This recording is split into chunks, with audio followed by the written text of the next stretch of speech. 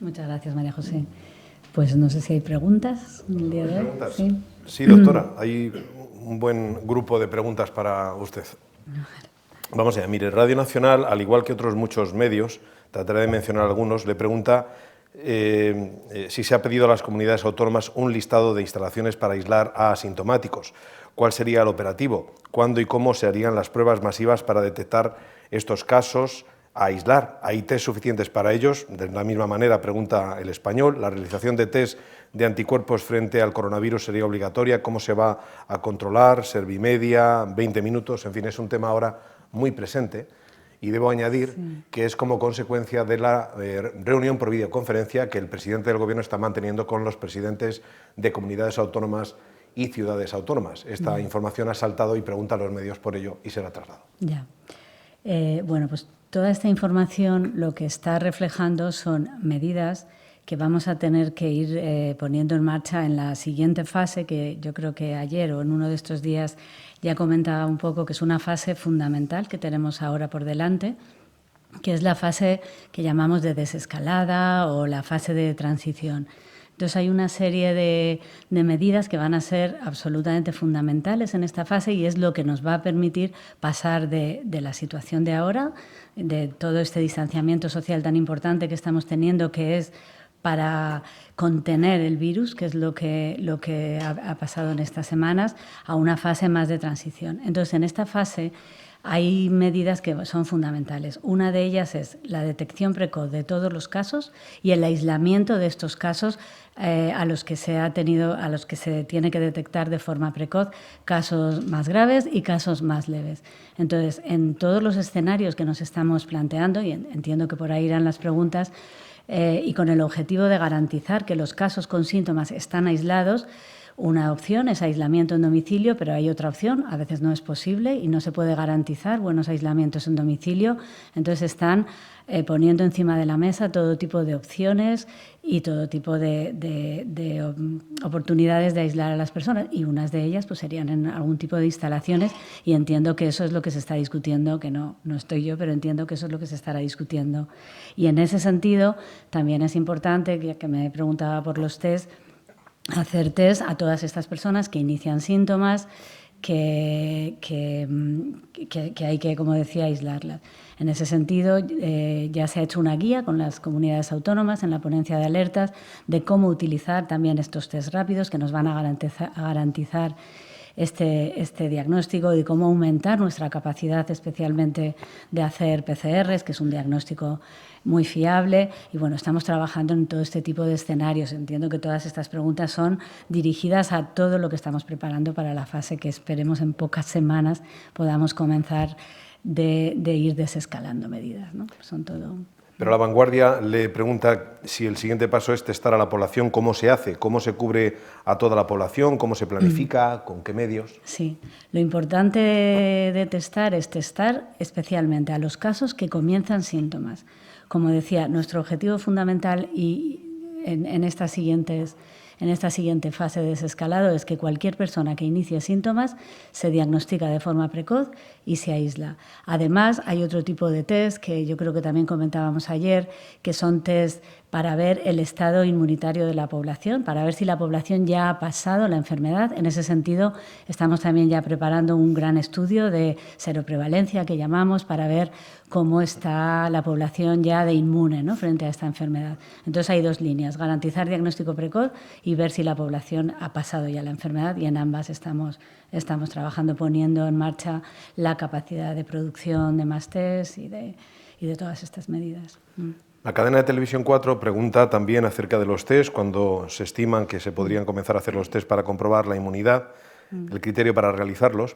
Y además también le formulaba esta pregunta: ¿cómo van a garantizar el precio de las mascarillas para población vulnerable, al que aludió ayer el presidente? Este asunto de las mascarillas está hoy en numerosos medios, en 20 minutos, en Europa Press. Hay ganas de saber acerca de todo lo relacionado con las mascarillas. Sí, bueno, lo de los test de anticuerpos yo creo que más o menos es lo que he explicado. Se va a iniciar ya estudios de la población con test de anticuerpos para ver la inmunidad. Y sobre el otro tema que me preguntabas, que es el de las mascarillas, es Otro de los aspectos fundamentales en toda esta fase que viene a continuación de transición o de desescalada. Hay muchísimas medidas que venimos diciendo desde el minuto 1, ¿no?, de que ha empezado esta epidemia, y que hacen que sea más difícil el contagiar de una persona a otra, ¿no? Todas las medidas de distanciamiento, de higiene respiratoria, de lavado de manos, de aireación de espacios, tanto en casas como en medio laboral. Y otra de las medidas que ayudan a que la gente que pueda tener una infección por coronavirus no transmita a los demás, una medida que cada vez hace 2 días se ha publicado otro artículo científico y se están publicando muchos estudios al respecto, es las mascarillas quirúrgicas o este tipo de mascarillas similares que hacen que en parte de la transmisión del virus, porque se expulsan esas gotitas, no sea eficaz. Entonces es una medida que también estamos estudiando muy seriamente para toda esta fase de desescalado y que cuando tengamos bien definido el escenario lo comunicaremos. Pero efectivamente tienen utilidad sobre todo para evitar la transmisión cuando una persona pueda estar infectada. Eso es muy importante. Para el jefe del Estado Mayor de la Defensa, general Miguel Villarroya, le pregunta Cantabria Directa, el buque hospital Juan de la Cosa ya navega por aguas del Cantábrico. ¿Están haciendo ya labores sanitarias los 5 buques hospital de la Armada Española? Bueno, para empezar, no existe ningún buque hospital en la Armada Española. Lo que hay son buques de la flota normales que con cometidos operativos que se les ha dotado de cierta capacidad para, digamos, formar un hospital de campaña flotante y así poder desplazarlo a algunas localidades que lo necesiten. Ahora mismo, como he mencionado en mi intervención, pues el buque Galicia, que es un transporte de ataque, está en la ciudad de Melilla para aumentar la capacidad hospitalaria de esa ciudad. Ese buque, además, pues embarca una unidad de infantería de marina que tiene capacidad de desinfección y labores adicionales a la de servir de hospital de campaña. Pero, repito, buques hospital no tenemos. Doctora Sierra, pregunta cuál es el estado actual de las UCI, especialmente en las comunidades autónomas donde han tenido una mayor presión asistencial esta semana. ¿Se ha rebasado el pico de saturación de las UCI en las comunidades? Una pregunta que, por otra vía, también formula Europa Press, y es ¿a qué atribuye la bajada tan importante de hoy en el número de personas fallecidas y contagiadas?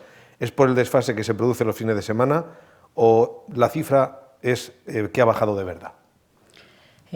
Bueno, pues sobre las UCIs también hemos comentado muchas veces que uno de los grandes esfuerzos que ha hecho el sistema sanitario y que han hecho los profesionales en estas últimas semanas es aumentar de una manera impresionante la capacidad de UCIs, la capacidad de atender a personas en estas unidades.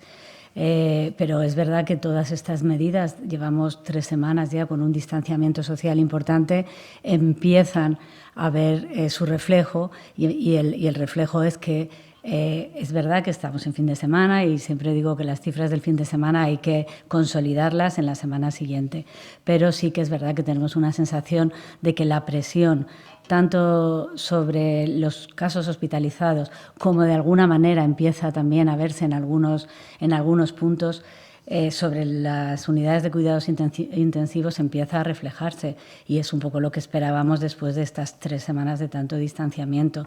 Tenemos que seguir mirando y tenemos que seguir estudiando esta semana, pero lo que nos transmiten nuestros compañeros de las comunidades autónomas es que al menos en algunos puntos es verdad que la presión está de alguna manera disminuyendo.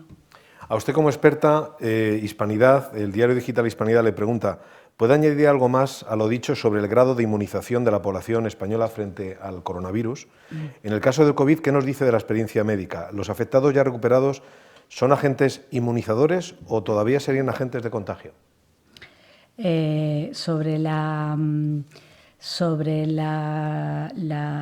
esta última pregunta, que quizás es más fácil contestarla rápido, una persona, lo que sabemos, es un virus nuevo, con un virus nuevo vamos cada día conociendo y cada día sabiendo lo que nos está enseñando la propia transmisión del virus. Pero una persona que ha pasado ya la enfermedad desarrolla un nivel que por lo que se está viendo es bastante alto de anticuerpos, y nuestra sensación, por los estudios que se van publicando y por estudios más de investigación que se van haciendo, es que cuando una persona pasa la enfermedad, al menos un tiempo, que no sabemos todavía estimar en cuánto, porque no tenemos periodo histórico para estudiarlo, al menos ya va a quedar inmunizada frente a esa enfermedad, al menos un periodo de tiempo importante. Eso es lo que los estudios que se están planteando están mostrando por el momento. Entonces, realmente una persona que ha superado la enfermedad, que ya no tiene síntomas, que han pasado al menos 14, 21 días, desde luego lo esperable cuando veamos que tienen títulos altos de anticuerpos es que esa persona ya haya pasado la enfermedad y esté inmunizada frente a ella. Eso es lo que sabemos. Y sobre cuántas personas tenemos inmunizadas ya en la población, pues eso nos van, yo creo que era ayer que comentaba que hay algunas publicaciones que hablan que podemos estar hasta un 15% de la población, pero precisamente eso es lo que estamos en este momento con el Instituto de Salud Carlos III, con el INE y con más organismos preparando un estudio importante, amplio en España, que nos va a poder ir arrojando luz sobre cuántas personas en España han pasado ya la enfermedad, que son lo que llamamos estudios de seroprevalencia, y estamos ya diseñando los primeros para empezar a ver esto, y espero que en pocas semanas podamos tener datos ya reales de verdad de cuánta gente tenemos que ha pasado la enfermedad. Esperemos que sea mucha. Muchas gracias, doctora Sierra. Gracias. Vamos a concluir aquí esta comparecencia. Sí quiero anunciarles que cuando finalice la videoconferencia del presidente del Gobierno con los presidentes de las comunidades autónomas y ciudades autónomas, comparecerán también en esta sala, en rueda de prensa telemática, los ministros competentes que le acompañan en esta videoconferencia. Recordamos que son el ministro de Sanidad, Salvador Illa, la ministra de Defensa, Margarita Robles, el ministro de Interior, Fernando Grande Marlaska, y el ministro de Transportes, Movilidad y Agenda Urbana, José Luis Ábalos. Muchas gracias, general Villarroya. Muchas gracias, señora Rayo. Gracias, general Santiago Marín. Gracias, comisario García Nieto. Gracias a los participantes. Gracias. Gracias.